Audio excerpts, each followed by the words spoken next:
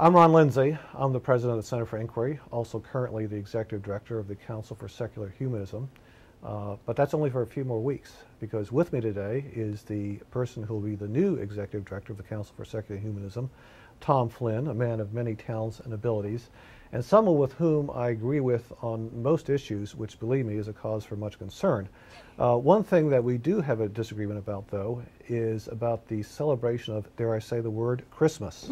I want to make sure at the outset, though, that everyone understands we are in agreement about the interpretation of the First Amendment. In other words, we wholeheartedly agree the government has no business whatsoever in endorsing or supporting religion, so we're not in favor of nativity scenes on the courthouse steps or in the public square, what have you. What we're talking about today is celebration by secular humanists of Christmas, with which I think Tom has some kind of beef. And what is that? Well, Ron, basically, I'm against it. I believe that secular humanists can best serve their political position and their social position and make themselves more visible in society by sitting the holiday out.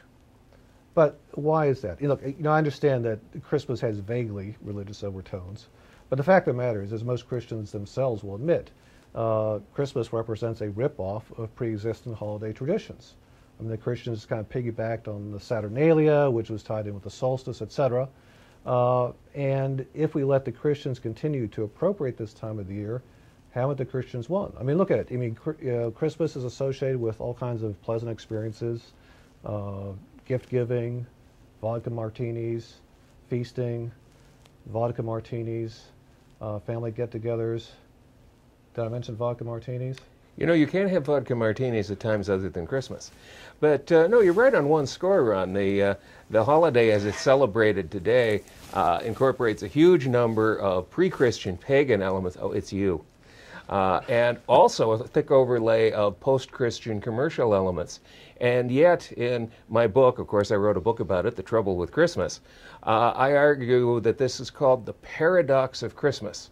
Although very, very little of the holiday is uniquely Christian, because everybody knows that at core it still has something to do with the birthday of Jesus, it winds up kind of suffusing everything with this aura of having to do with Christianity.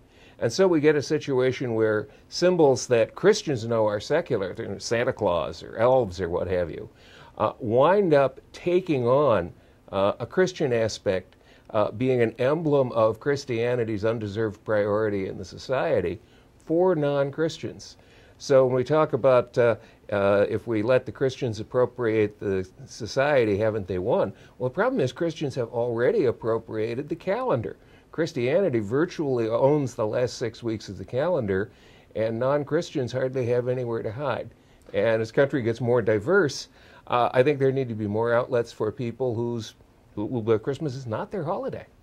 Well, isn't the answer to that, though, to take the Christ out of Christmas? I mean, we're always accused of doing that.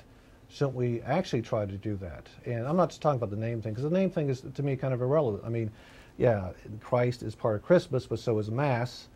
Protestants don't have any problem using the word Christmas, even though it refers to a Catholic celebration. So as I said, the name doesn't bother me, and I think the proper tactic is actually to make Christmas secular. Just make it a secular holiday. The name eventually, I think, could lose its connotations. I mean, do you have a problem, for example, with celebrating or using July and August as part of your calendar year? And the reason I ask that is because they're named for Roman emperors who were regarded as divine. They were worshipped as gods. Therefore, to some extent, by having July and August in our calendar, we are continuing to honor Roman religion. But no, does anyone think about that nowadays? They just say, no one thinks about it. That's really far down my to-do list. Right. But there's a more immediate concern, though. A lot of secular humanists don't celebrate Christmas. They celebrate the winter solstice. They may observe human light. They may do all kinds of various alternative holidays. Some even celebrate Newton's birthday. Problem is, if it winds up taking place in December and involving trees and lights and the exchange of gifts, well, what happens when your Christian neighbor is out walking the dog and goes by and looks in your living room? There you are with your trees and lights and exchanging gifts, and oh, there's another Christian family celebrating Christmas. My concern is that if secular humanists and other non-Christians don't make themselves more visible not participating in Christmas, we're fueling this religious right fantasy that Christianity does own the whole culture, that everybody's kind of Christian at Christmas time. Well, now you are really disturbing me, because just the words Christian right fantasy, it's kind of too hard to contemplate.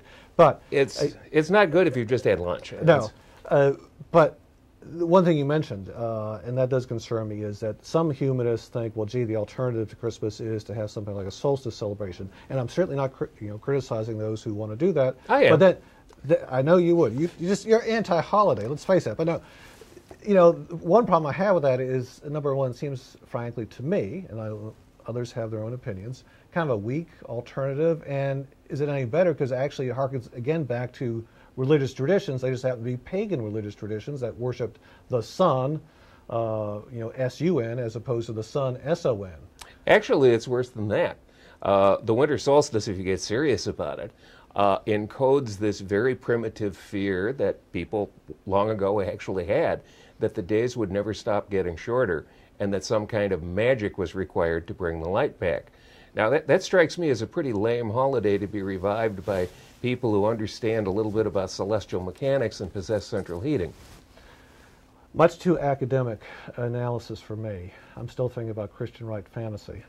But since we probably won't be able to solve these issues today, I thought I would offer you, as a token of a peace offering, maybe a little bit of mistletoe that we could share appropriately.